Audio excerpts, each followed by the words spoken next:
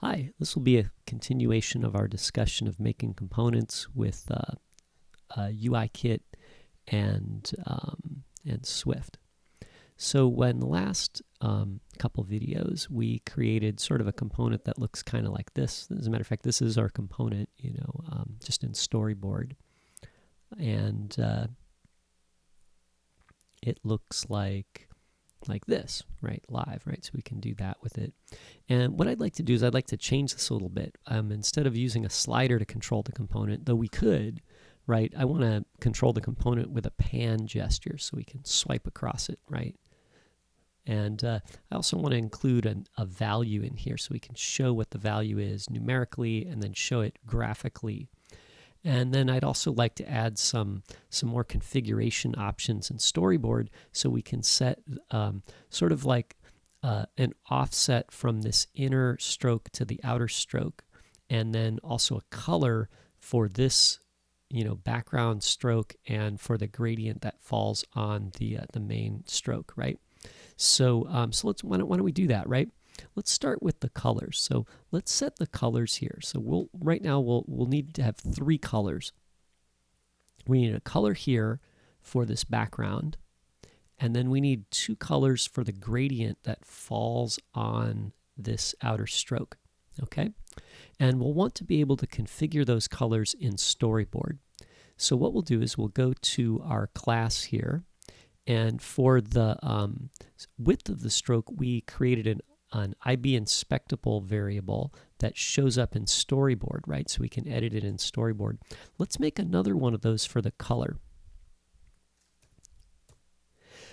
Excuse me. I'm going to say inspectable var, and let's call this stroke color. I don't know, right?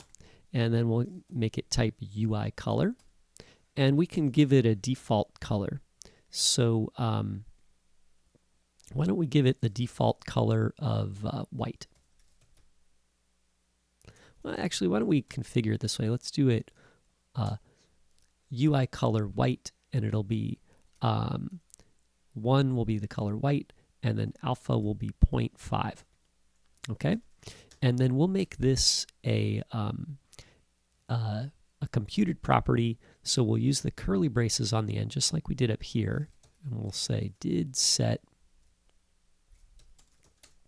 And when you did set it, or when you set it, we're going to have to call layout subviews so that our class gets the message that, hey, one of these properties that configures the visual aspect of our class, it has changed, so we need to redraw our object, right?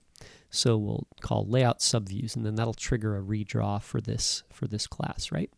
And now if we go to Storyboard and we look in the inspector here, we'll have to select our guy there. You can see that the stroke color is set right here. So why don't we choose that? I'll set this to white.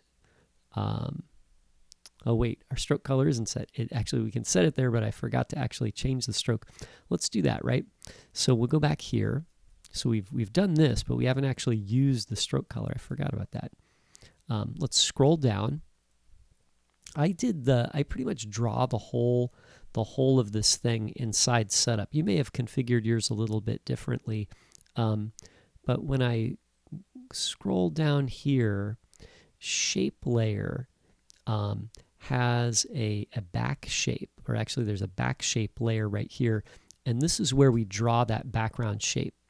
And so the line color is set here under stroke color. And so this is where we've got stroke color there. So what we're going to do is I'm going to change this. So now it says stroke color. Right? And then we'll have to put .cg color on the end. Okay? So now let's go back to Storyboard and test it. Right? Oh, look, there's white. Right? So maybe I don't like the white color. I want to make it some other color. I can click on this and make it magenta. I can make it partially transparent. We could make it black, make it transparent. Maybe that would look good, right? I don't know. You can pick whatever color you like. So we've got that. Let's set the 2 gradient colors. So we'll need 2 colors. My gradient starts in this corner and it goes to this corner. And, you know, I used red and yellow, or kind of a orange and yellow, right? Let's set those now. We can do it the same way that we did the background color. We'll go up to the top here. You know, we might as well stop the video and try this on your own, but I'll do it right here now, right? So you can give that a try. I'll do inspectable var, and why don't we call this one gradient color A. We'll make that a UI color, and then I'll just make this one red.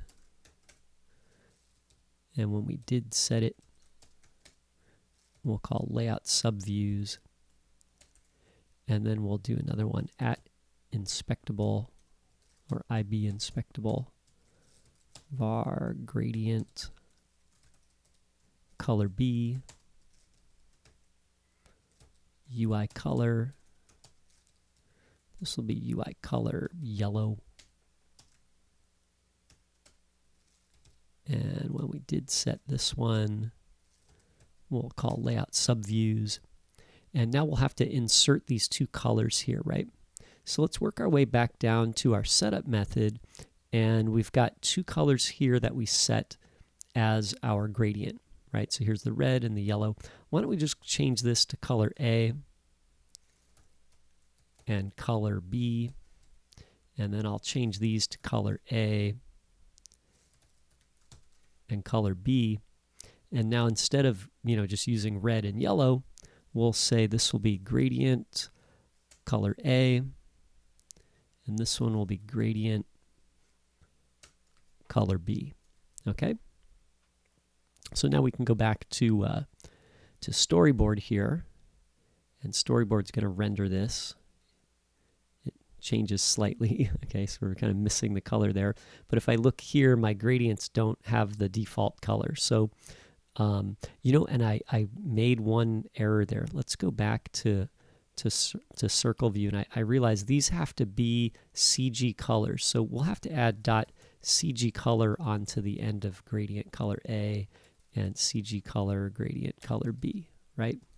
So we'll just put CG color on the end there. And now let's go back to storyboard. Oh, there we go. And there's our colors come back. And then you can set, this is the red and yellow, but if I go here, I could say, like, you know what, I'm going to make this one kind of an orangey color. And then, you know, it's got an opacity there. Maybe I'll change that to make it opaque. And then maybe I'll change this color over here. I'll make it kind of a blue. And then we'll make it opaque like that, right? And let's give that a test in the simulator.